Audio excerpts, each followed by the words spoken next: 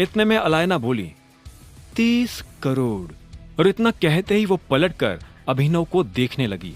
उसके चेहरे पर उसका गुस्सा साफ नजर आ रहा था। उसने अभिनव से कहा, तुम्हें अब अपना हाथ पीछे खींच लेना चाहिए। मिस अलायना, 30 करोड़ रुपए बहुत होते हैं, लेकिन आप जैसे लोगों के लिए। अभिनव के मुंह से ये बात सुनकर अलायना हैरान हो गई।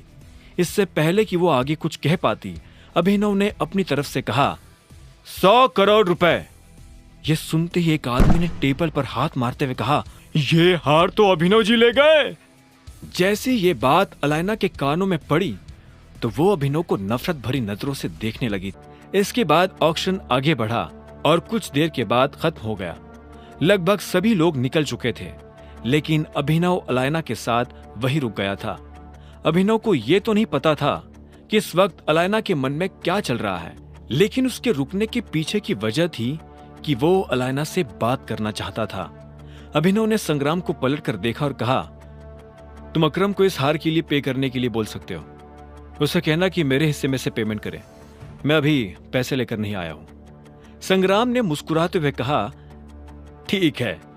और वो अभिनव को अकेला छोड़कर हॉल से बाहर चला गया। इधर अभिनव की नजर अलायना पर पड़ी। वो अपनी कुर्सी से उठ चुकी थी। जैसे वो दरवाजे से बाहर जाने वाली थी कि इतने में अभिनव ने कहा, मिस अलायना। और वो अलायना के पास चला आया। अलायना पलटी तो अभिनव ने कहा, क्या मैं आपसे कुछ देर बात कर सकता हूं? इतना कहकर अभिनव उसके सामने आकर खड़ा हो गया। अलायना उसे ऊपर से नीचे तक ठंडी नजरों से देख रही थी। आखिर में उसने कहा, किस खुशी में मैं तुमसे बात करूं? मेरा तुमसे कुछ लेना देना ही नहीं है। मिस्टर अभिनव, यहां नए हो, यहां के रूल्स नहीं पता? अभिनव ने धीरे से अपना सिर ना में हिला दिया और बोला, सुंदर लड़कियों के मामले में दुनिया का कोई रूल काम नहीं करता है। वैसे मेरा नाम अभिनव गढ़वाल है। इतना कहते ही अभिनव ने हाथ मिलाने के लिए अपना हाथ आगे बढ़ा दिया। अलायना ने कुछ देर तक अभिनव के हाथ को देखा और फिर इग्नोर कर दिया। इतने में हॉल का दरवाजा खुला और अचानक से कुछ आदमी भागते हुए अंदर आए और अलायना के पास आकर खड़े हो गए। Any problem madam? उनमें से एक आदमी ने पूछा। अभिनव ने पहले उस आदमी को देखा और उसके बाद अलायना का हाथ पकड़कर उससे अपनी तरफ खींच लिया। मुझे लगा था कि इन सब कबूतरों में कम से कम तुम्हारे पास तो बास जैसी पार की नजर होगी। नंदिता, मैं तुम्हारा बॉस हूं, टाइगर। यह सुनते ही अलायना एक पल के लिए जम गई थी। उसके मुंह से धीरे से निकला, अभिनव, तुम टाइगर हो? अलायना ने हैरान होते हुए कहा। उसकी आंखों के सामने उसका पूरा बचपन घूम गया था। गिने चुने लोगों के अलावा किसी को पता नहीं था कि अलायना का असली नाम नंदिता है। अभिनव ने फिर से उससे अपने पास खींचा और बोला, जोर से मत बोलो, मैं अंडर कवर हूं। तुम ये क्या कर रहे हो? मैडम को छुड़वाओ और पकड़ो इस आदमी को। इतने में अलायना को घेरे हुए लोगों में से एक आदमी ने बाकी लोगों को ऑर्डर देते हुए कहा, लेकिन इससे पहले कि बाकी लोग अभिनव को पकड़ने के लिए आगे आते, अलायना ने कहा, रुको। उसकी आवाज सुनते ही जैसे सभी लोगों के पैर एक साथ जम गए थे। तभी अलायना ने अभिनव को देखा और बोली, अभिनव गढ़वाल? सच में तुम्हारा नाम अभिनव गढ़वाल है? उसने मुस्कुराते हुए पूछा। अभिनव ने उसे छोड़ा और अपने दोनों हाथ फैलाते हुए बोला, हाँ, ऊपर से लेकर नीचे तक मैं ही हूं अभिनव गढ़वाल।